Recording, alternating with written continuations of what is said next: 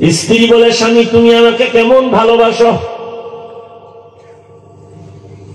স্বামী বলে, তুমি আমার জীবন, তুমি আমার মরণ,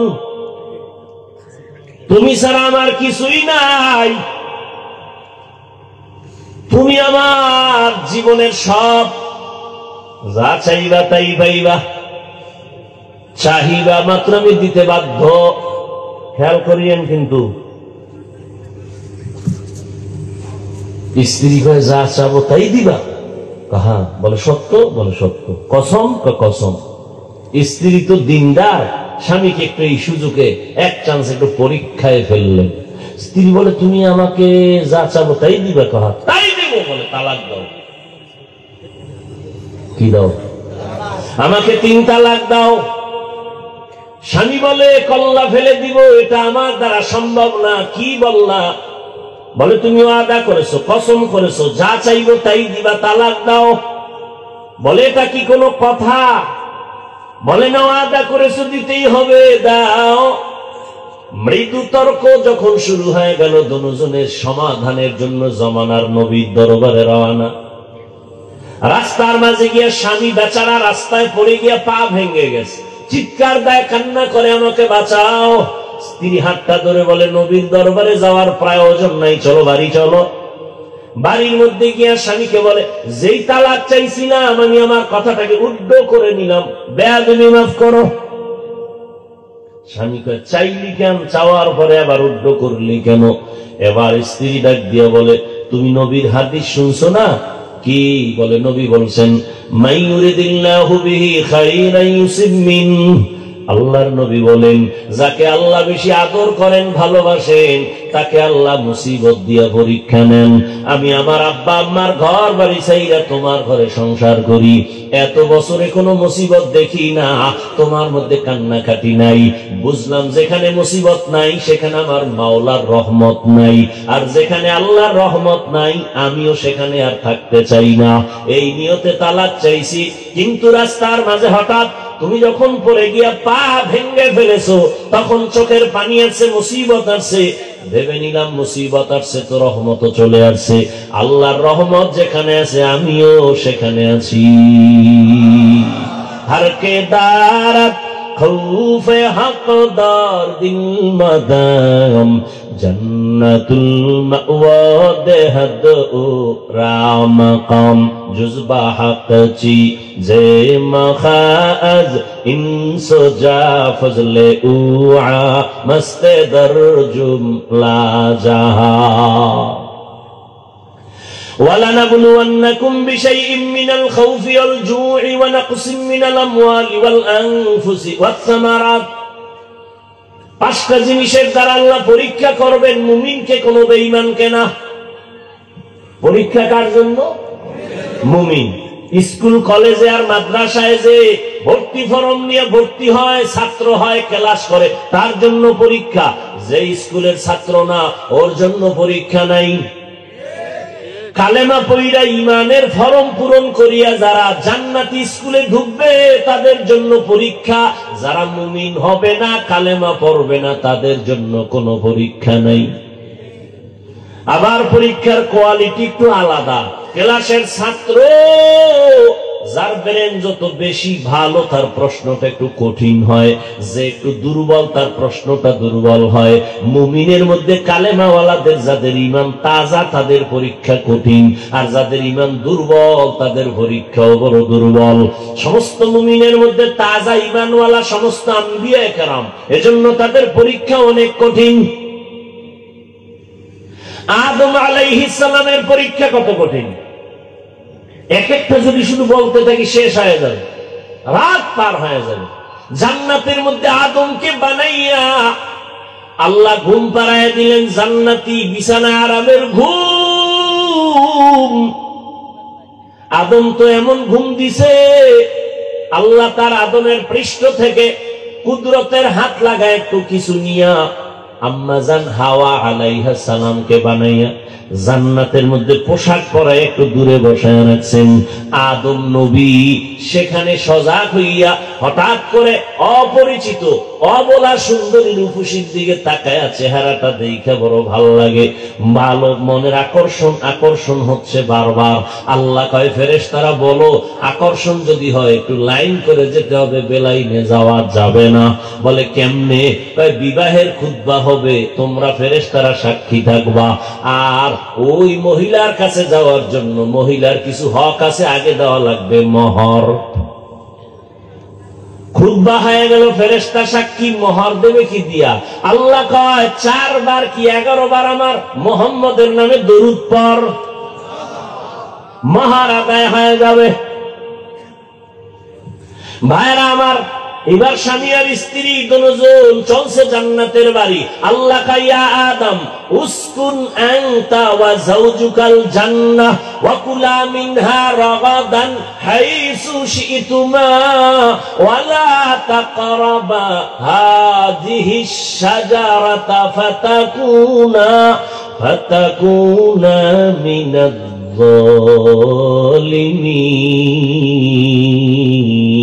যালিমিন।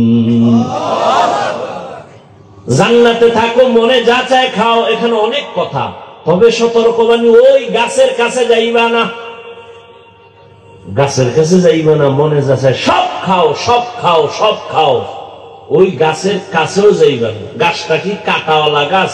কয় না। বিষ? কয় না। তো যাবা না কেন? গাছের ফলটা খুব মজাদার। তো নিষেধ করলেন কেন আমার আল্লাহ? আসলে ওই গাছটাকে নিষেধ করার মানি আদমকে ওখানে না যাওয়া উদ্দেশ্য না। উদ্দেশ্য হলো কিয়ামত পর্যন্ত আনেওয়ালা উম্মতের জন্য একটা বিধান কায়েম করা। কি বিধান? মুখ আছে খাওয়ার জন্য, খানাও সামনে, ক্ষুধাও আছে পেটে, পাইলেই খাস না, রেস্ট্রিকশন দেওয়া আছে, সীমাবদ্ধতা আছে। খবরদার, আমি আল্লাহ যেই খানা তোর জন্য হালাল করেছি তাই খাবি, যেটা হালাল না তা খাবি না। বাংলাদেশে কাদিয়ানিকে কোন মুসলমান পছন্দ করে না, তো কাদিয়ানির পণ্য ঘরের মধ্যে বোঝাই। ইসরায়েলের বিরুদ্ধে সব মুমিনরা রাস্তায় নেমে গেছে, কিন্তু তার পণ্য ঘরে ঘরে, দোকানে দোকানে, যেই জিনিস খাওয়া হারাম তার ব্যবসাও হারাম।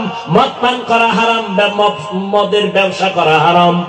বিড়ি পান করা হারাম, তো বিড়ি ব্যবসা করা হারাম। খুব সাবধান, যেই জিনিস ব্যবহার করা হারাম এটার ব্যবসাও হারাম। আদম নবী জানেন আপনারা, ভুল করে ওখানে গেলেন শয়তানের ওয়াসওয়াসায়। একটা ভুলের জন্য 300 বছর পর্যন্ত আদম নবী কান্না করেছেন। একটা ভুল। কেমন ভুল? মার্জিত ভুল, অমার্জিত ভুল না। আদম আলাইহিস সালাম 300 বছরের উপরে কাটছেন, জাবালে রহমতের উপর ওইটা দোয়া করছেন, রব্বানা যালামনা আনফুসানা ওয়া ইন লাম তাগফির লানা ওয়া তারহামনা লানাকুনান্না মিনাল খাসিরিন। আদম আলাইহিস সালামকে আল্লাহ মাফ করছেন। আদম নবীকে আল্লাহ কি করে দিবেন? এখানে অনেক কথা ভাই, আপনাদের মনে হয় বিরক্ত মনে হইতেছে আমার কাছে। হ্যাঁ, এই উঠা বসা কেন? এইগুলি আমি মোটেই পছন্দ করি না। আপনারা কষ্ট করে আমাকে দাওয়াত দিয়ে আছেন আমার সাথে চালাকি করার জন্য, তো 2-1 ঘন্টা বসলে কি আপনাদের কঠিন ক্ষতি হয়ে যাবে? আচ্ছা, বসার ব্যায়াম যদি দীর্ঘ টাইম না থাকে, বসতে না পারেন, এই ব্যায়াম থাকলে ঢুকছেন কেন? আপনারা জোর করে কেউ ঢুকেছে? ঢুকছেনই যেহেতু, উঠা বসা করে ডিস্টার্ব করেন কেন? নাটকের মতো মনে চাইলে বসলেন, মনে চাইলে উঠে গেলেন। আপনার খবর নেই প্যান্ডেলটার দাম কত, এই ময়দানের দাম আপনার খবরই নেই। মুসলমান দাবি করেন শুধু ঘুমে ঘুমে। এই প্যান্ডেলটার দাম কত? রসুল বলেন বসা মাত্র সব জীবনের গুনাহ মাফ। শুধু প্যান্ডেলের এই মজলিসটার দাম নিয়ে আলোচনা করলে আরো 20 মিনিট যাবে। এই মজলিসটার দাম কত?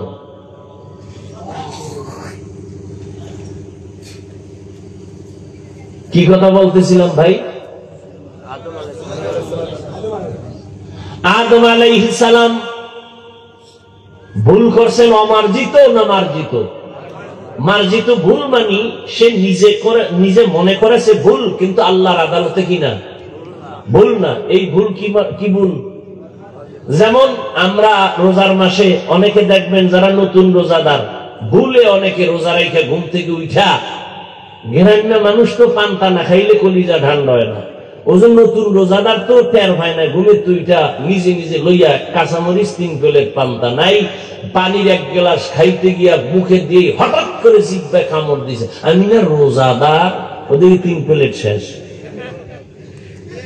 রোজা আছে কথা কন, এই যে খাইলো কোন ভুল? মার্জিত ভুল। বান্দা মনে করে ভুল, আল্লাহর আদালতে ভুল না। ঠিক আদম নবীর ভুলটা এমনই, কিন্তু এরপরও 300 বছর কাঁদলেন এক ভুলে, জাবালে রহমতে উঠলেন, দোয়া করলেন, কিন্তু এখনো অন্তর সাফ হয় নাই আদম নবীর। কিয়ামতের দিনও সহিহ হাদিস, আদম নবী কাঁদবেন, নূহ নবী কাঁদবেন, ইব্রাহিম নবী কাঁদবেন, ঈসা নবী কাঁদবেন, মুসা নবী কান্না করবেন হাশরের ময়দানে। উম্মতেরা বলবেন, হে আদম, একটু সুপারিশ করেন জান্নাতে যাওয়ার জন্য, সূর্যের গরম সহ্য করতে পারি না। আদম বলবে, যাও, আমি আল্লাহর কাছে কিভাবে সুপারিশ করব? নিষিদ্ধ গাছের কাছে যায় তো একটা ভেজাল লাগাইছি, না জানি আমার আজ কি উপায় হয়, আমি আমার চিন্তায় আছি, আমি করার জন্য সুপারিশ করতে পারবো না। 300 বছর কাইন্দাও কিয়ামতের হালাত যদি এমন হয়, তো চিন্তা করেন কিসের পেছনে দৌড়ান? وَلَنَبْلُوَنَّكُمْ بِشَيْءٍ مِّنَ الْخَوْفِ وَالْجُوعِ وَنَقْصٍ مِّنَ الْأَمْوَالِ وَالْأَنفُسِ وَالثَّمَرَاتِ। মুমিনের জন্য দুনিয়াটা পরীক্ষার হল। পরীক্ষার হলের মধ্যে ঢোকার পরে কেউ প্রশ্নের উত্তর সঠিক লেখে, কেউ বেঠিক লেখে, কোনো বাধা দেওয়া হয় না, সবার জন্য সমান সময় দেওয়া হয়। কেন? পরীক্ষার হল স্বাধীনতার জায়গা, বাধা দেওয়ার নিয়ম নেই। প্রশ্নের উত্তর যে উল্টা পাল্টা লেখে তাকেও যেমন বাধা দেয় না, যে সঠিক লেখে তাকেও কেউ বাহবা দেয় না, কারণ এখানে বাধা দেওয়া যাবে না, উৎসাহ দেওয়া যাবে না। ফলাফলের বেলায় বের হয়ে যাবে কে পুরস্কার পাবে, কে তিরস্কার পাবে। দুনিয়াটা পরীক্ষার হল, স্বাধীন। মসজিদের দরজা খোলা, মন্দিরের দরজা খোলা, কোন দিকে তুমি ঢুকবা তোমার পরীক্ষা চলতেছে। তুমি মন্দিরেও যদি ঢুইকা শুনতে চাইয়া বলো ভগবান কও, আমরা আল্লাহ কই, কথা তো একই। আল্লাহ তোমারে ধইরা ফেলবে না। মসজিদে গিয়ে যদি আল্লাহর কাছে গুনাহ মাপ চাও, আল্লাহ তোমাকে বাধাও দিবে না। কেন? পরীক্ষার হল। তুমি গুনাহ করলেও আল্লাহ ধরবেন না। তুমি যদি বান্দা অন্যায় না করিয়া আল্লাহর হুকুম মানো, তোমাকে আল্লাহ পাক আসমান বরাবর সম্মান দিবেন, তাও না। হ্যাঁ, অন্যায়টা যদি একটু সীমার বাইরে যাও তো ধরে ফেলবেন।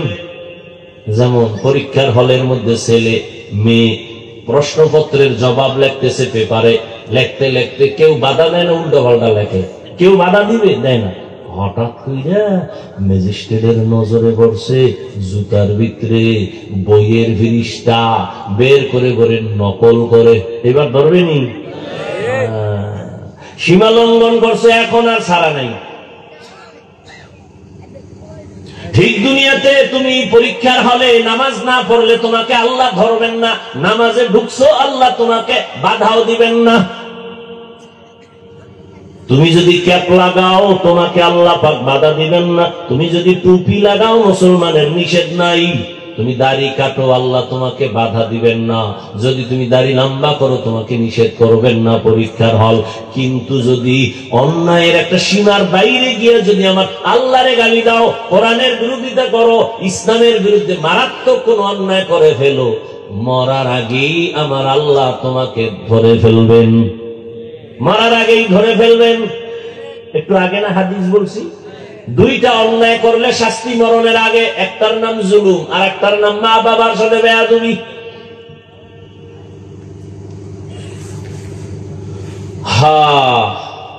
পাঁচটা জিনিসের দ্বারা আল্লাহ পরীক্ষা করবেন। প্রথমটার নাম ভয়, দ্বিতীয়টার নাম ক্ষুধা, তৃতীয়টার নাম সম্পদের ঘাটতি, চতুর্থ পরীক্ষা হবে জানের ঘাটতি, জীবনের ঘাটতি, পঞ্চম পরীক্ষা হবে ফলের ঘাটতি।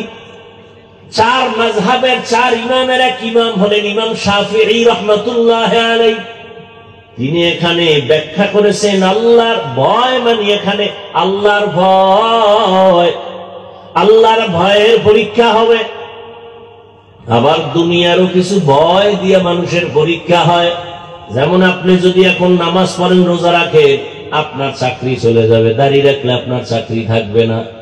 পরশুদিন এক যুবক কান্না করে, আমারে জড়াইয়া ধরছে স্টেজ থেকে নামার সময়, হুজুর দোয়া করেন, আমি আর্মির চাকরি ছেড়ে দিয়েছি, দাড়ি রাখতে দিবেন এই জন্য চাকরি ছেড়ে দিয়েছি, আল্লাহ যেন আমাকে হালাল ভাবে একটা চাকরির ব্যবস্থা করে দেন। আমি বললাম ভয় পেও না, রিজিকের মালিক কে? ভয় পাইও না, পিপিলিকার খানা কে দেন? জঙ্গলের হাজারো প্রাণীর খানা কে দেন? উড়ন্ত পাখি সারাদিন উড়তে থাকে, পেট ভরে বাসায় আসে, ওর পেট কে ভরায় না? নদীর মধ্যে হাজারো কোটি ধরনের মাছ কে খাওয়ায়? ওরা দামি না আমরা দামি? আল্লাহ যদি ওদেরকে জায়গা মতো রিজিক দিতে পারে, আল্লাহর প্রিয় তো আমরা, আল্লাহ আমাদের দিবেন না কেন? অন্তর এত দুর্বল কেন? ঈমান এত দুর্বল কেন?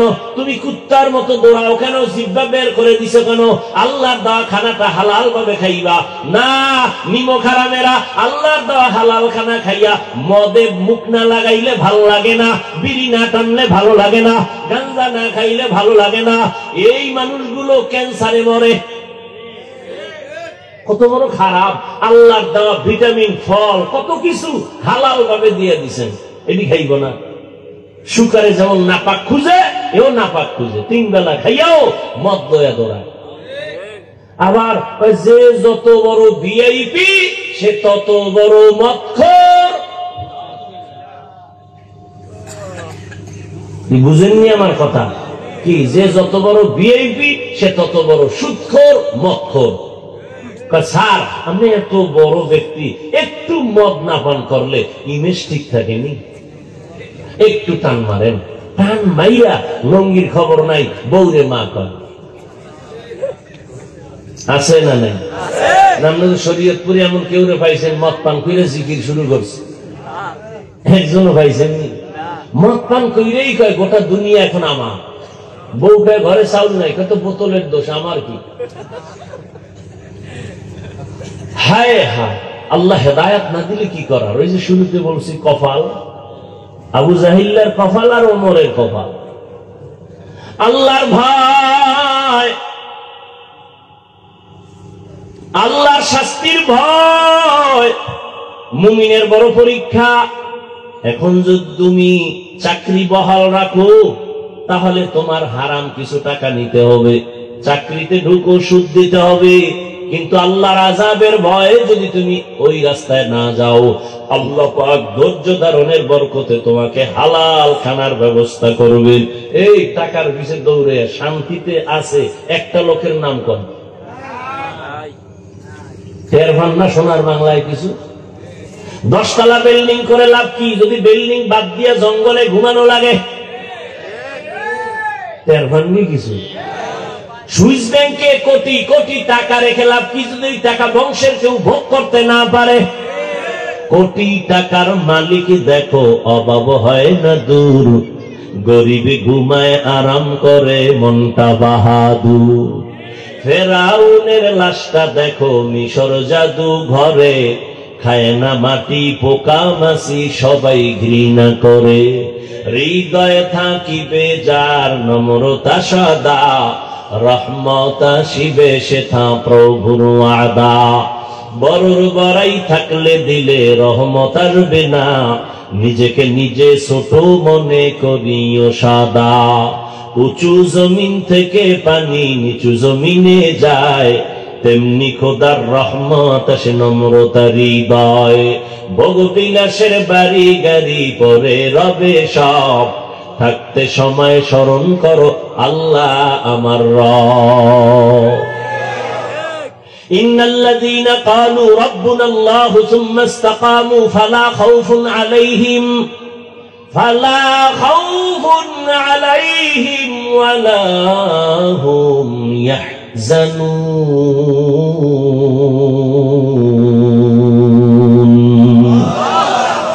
যেই বান্দা বলে আমার রবকে, সুম্মা ইসতাকামু, এবং রবের কথার উপরে নিজে মজবুত থাকে, আল্লাহ বলেন ফালা খাউফুন ফিল আখিরা ওয়ালা হুম ইয়াহজানুনা ফিদ দুনিয়া, দুনিয়ায় কোনো পেরেশানি নাই, আখিরাতে ভয় নাই, আমি কুদরতের দ্বারা তোকে বিনা হিসাবে জান্নাত দিয়ে দিব। আতিনা ফি দারে দুনিয়া না হাসান, আতিনা ফি দারে উকবা না হাসান, ইয়া গিয়াসাল মুস্তাগীসিন ইহদিনা ইফতিখারা বিল উলুমি ওয়াল গিনা। আরেকটু সামনে আগাবো। পাস পরীক্ষার প্রথমটা কি? কার ভয়? আল্লাহর ভয়। যে ওমর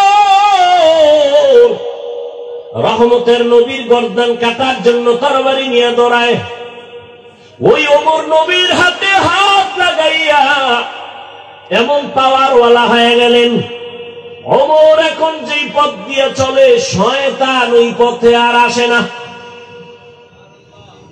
আমি কি মিথ্যা বললাম? একটু চিন্তা করেন তো 1 মিনিট। যে শয়তান আল্লাহর সামনে চ্যালেঞ্জ দিছে আদম রে সেজদা দিবে, সেই শয়তান ওমরের দেখলে দৌড়। বুঝেন যে ওমর কেমন বেড়া। একটা যুবক ছেলে মদের বোতল নিয়ে রাস্তা দিয়ে হাঁটে, হঠাৎ করে তাকায় দেখে অপর মাথায় ওমর। ওর ভেতরে কম্পন শুরু হয়ে গেছে, দৌড় দিতে পারে না। ওমরের চোখ লাগিয়ে গেছে, ওমরের হাতে তরবারি, কথার আগেই ভিড়া। যুবক মদের বোতল ফালাইয়াও দিতে পারে না, বগলের নিচে মদের বোতলটা নিয়ে আসমানে তাকায় কাহে মালিক দয়া করে মাফ করে দাও, জীবনে মরে গেল মদ পান করুন না, ওমরের হাত থেকে আমারে বাঁচাও, আমার আর মদের শখ মিটে গেছে। খোদা ওমরে যদি আয়, ও কথার আগে তরবারি ওর হাতেই থাকে, উপায় নাই, তুমি বাঁচাও, জীবনে মদ খামো না, মরে গেল। ওমর সামনে এসে গাই তোর বোতল দে, যেখানে বাঘের ভয়। যুবক কাঁপতেছে, মদের বোতল দেয় না। ওমর কয় ভয় পাইস না, বোতলটা দে, গোপন করে লাভ কি?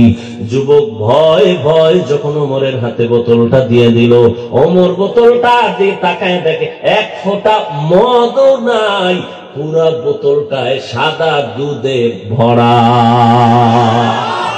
হরকে দারদ খৌফে হকদার দিল মদম, জন্নতুল মাওয়াদ হদ ও রামকা।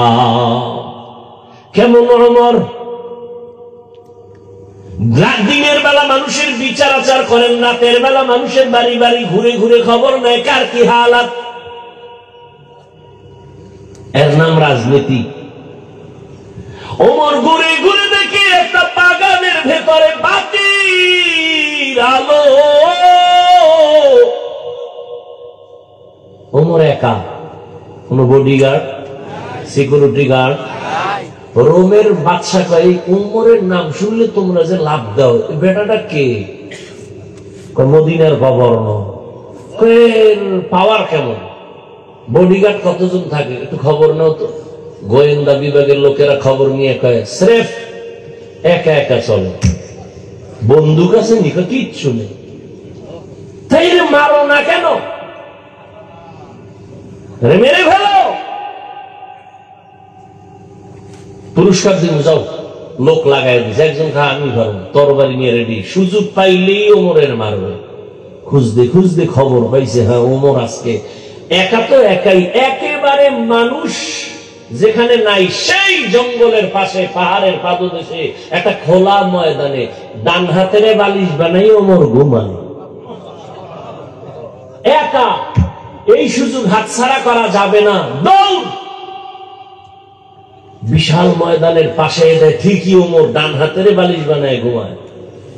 ও তরবারিটা নিয়ে এবার মাঠের মধ্যে ঢুকতেছে, 1 কদম 2 কদম সামনে দেয়, আবার দাঁড়ায়, কেমন যেন ভিতরে একটু ভয় ভয় কাজ করে। আবার সামনে যায়, আবার দাঁড়ায় ভয়, আবার সামনে কদম দেয়, আবার দাঁড়ায় ভয়। এভাবে করতে করতে করতে করতে হঠাৎ ওমরের প্রায় কিনারায় আর 10-12 কদম দিলে মনে হয় কিনারায় চলে যাবে, স্বপ্ন সাকসেস হবে। কিন্তু না, আল্লাহর কুদরত। ওই লোকটা যুবক যখন তরবারি নিয়ে কাছাকাছি গেল, তাকায় দেখে ওমর একা ঘুমায় না, জঙ্গলের একটা বাঘ ওমরের পাহারা দেয়। এ দেখে ভয় পাইছে না, ভয়ের ঠেলায় দৌড় দিবে, কই তরবারি ফিরে গেছে। ওমর তাকাইছে, তাকায় দেখি অচেনা যুবক। এই যুবক দাঁড়াও, ওই তো নাইছো, ভুল হয়ে গেছে। আর কত ভয় নেই, কি খবর? কথা মা বেয়াদবি মাফ করে দেন, আমাকে কালেমা পড়ায় দেন। এই উমর দেখে বাগানের ভিতরে কি জ্বলে গেছেন, ভুলে গেছেন। ওমর একা একা যায় কাছে দাঁড়াইছে, দেখে একটা ছোট ঘর, ভিতরে মহিলার আওয়াজ। মা তার কন্যা মেয়েটাকে বলে, কালকে দুধ বিক্রি করবি, গাভীর দুধ পানি বেশি দিস। কে কয়? মা মেয়েরে কয়। ওমর গোপনে দাঁড়ানো, মেয়ে কয় মা ওমর যদি টের পায় কল্লা ফেলে দিবে। আম্মা জান কয় এ কন্যা ওমর দেখবে না। মেয়ে দেখতে কয় আম্মা জান ওমর যদিও দেখবে না তো ওমরের আল্লাহ তো দেখবেন। ওমর কই? ওমরে ফারুক রাদিয়াল্লাহু আনহু এতটুকু শুনে চলে গেলেন। পরের দিন আদালতে বসে মা মেয়েকে ডাকালেন, তারা তো কাঁপতেছে, ওমর ডাকছে মানে ফাঁসি। ভয় সুন্দর চাদর বিছাইয়া পর্দা রক্ষা করে আপ্যায়ন করালেন আর বললেন, আম্মা জান আল্লাহর শুকর, আমি ওমরের খেলাফত সময় এত সুন্দর ফ্যামিলি জমিনে আছে। আপনার কপাল চাঁদ কপাল, একটা স্বর্ণের টুকরা মুক্তা পাইছেন আপনার মেয়েকে। আল্লাহর ভয় এত পরিমাণ তার অন্তরে, এমন মেয়ে পাইছেন আপনি, ধন্য মা। আমি ওমরের একটু কথা মানবেননি, শুনবেননি বলে বলেন। বলে আপনার মেয়ে, যদি আপনি আলহামদুলিল্লাহ বলেন, আপনার মেয়েটাকে আমি ওমরের ছেলের জন্য বিবাহে নিতে চাই। মহিলা কি বলবে? হবে না?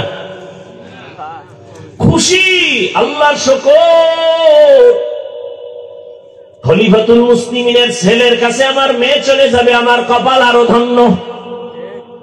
বিবাহ হয়ে গেল, ওমরের সন্তানের ঘরে মেয়েটা গেল। এমন এক আল্লাহর দেয়া মুক্তার সম্পদ, এই মেয়ের গর্বের ধারায় আসছে আর একটা চাঁদের আলো, ওমর ইবনে আব্দুল আজিজ। ওমর ইবনে আব্দুল আজিজ আকাশের আর এক তারকার নাম। জমিনটাকে স্বর্ণ বানায় দিয়ে গেছেন ওমর ইবনে আব্দুল আজিজ। এরে আল্লাহর গোলাম, এটা আল্লাহর দেয়া সম্মান। টাকা দিয়েও কিন্তু সম্মান কিনা যায়, যায় না? কি করা যায় না? আপনাকে খবরই নেই। চেয়ারম্যানে চেয়ারে বইছে, আপনাকে টাকা দিয়ে বইছে না? তো টাকা দিয়ে কিনছে, আর আপনারাও সেই পায়খানা খাইছেন ভোটের আগের রাইতে, খাইছেন না? কি আজিব। এই জন্য মাঝে মাঝে বলি, আপনি কত বড় পীরের মুরিদ, আপনি কত বড় তাবলীগওয়ালা, আপনি কত বড় হজ করনেওয়ালা হাজি, টের পাওয়া যায় আপনার ইমানের পার্সেন্ট কত মাইয়া ভোলার বিয়ার সময়।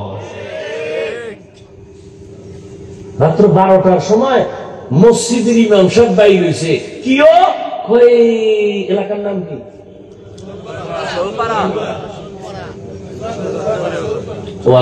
এই তো কইটা মুখস্থ করা লাগবে আগে।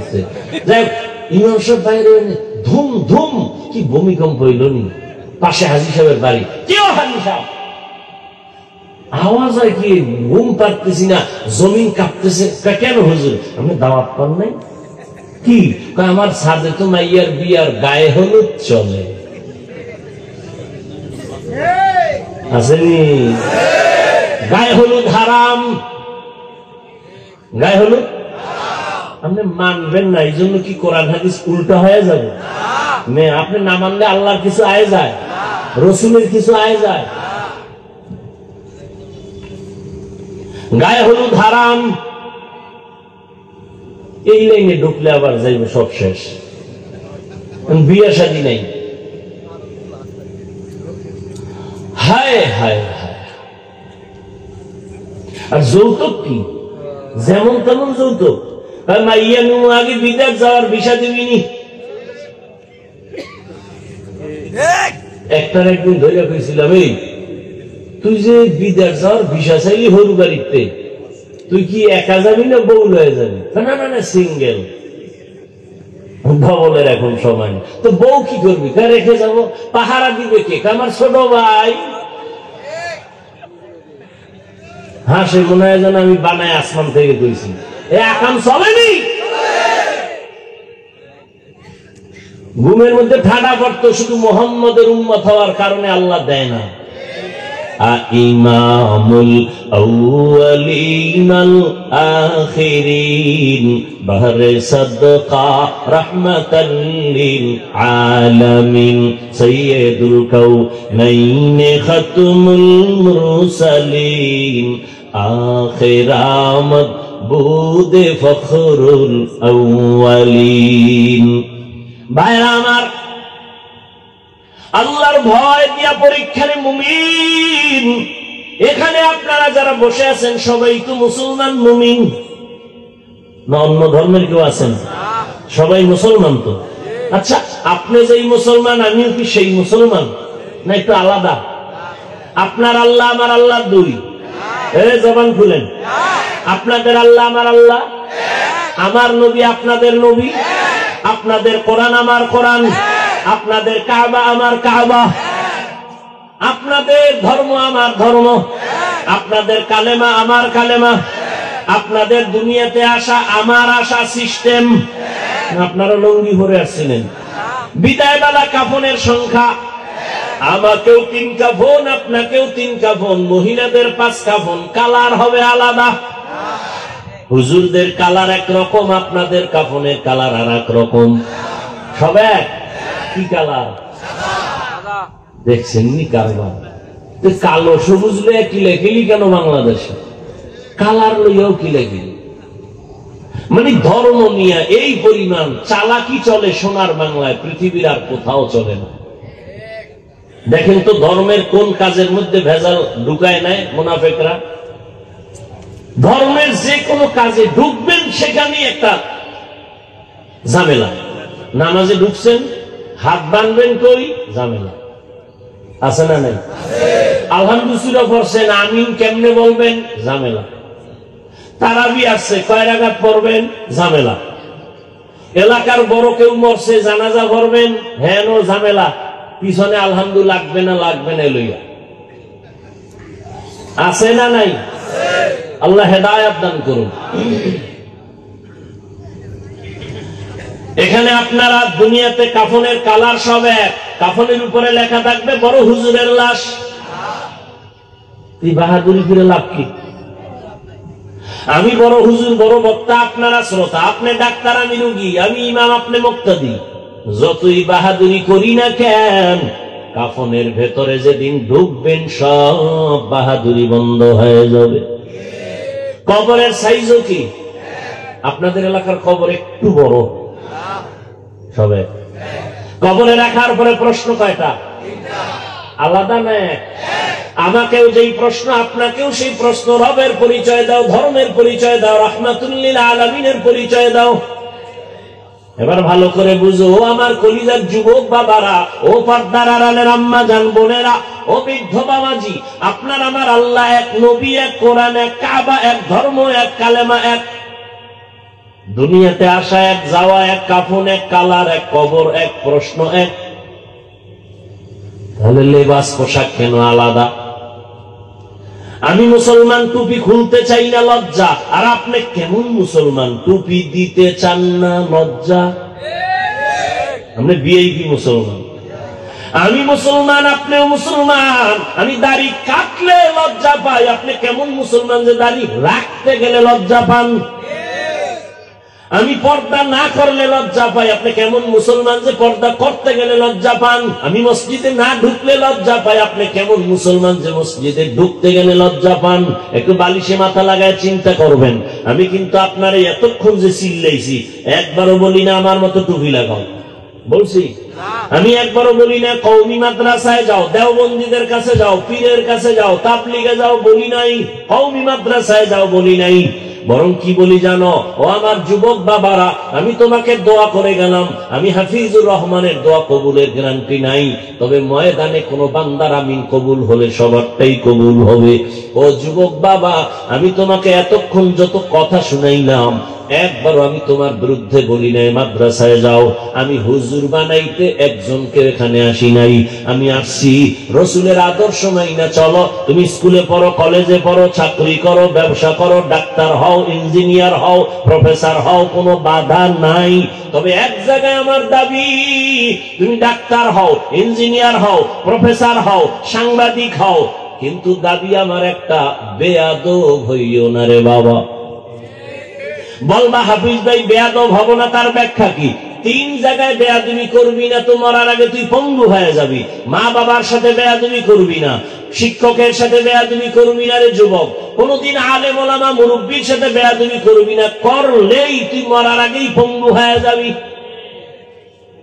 ডাক্তার হও আলহামদুলিল্লাহ, তবে বেয়াদব হইও না।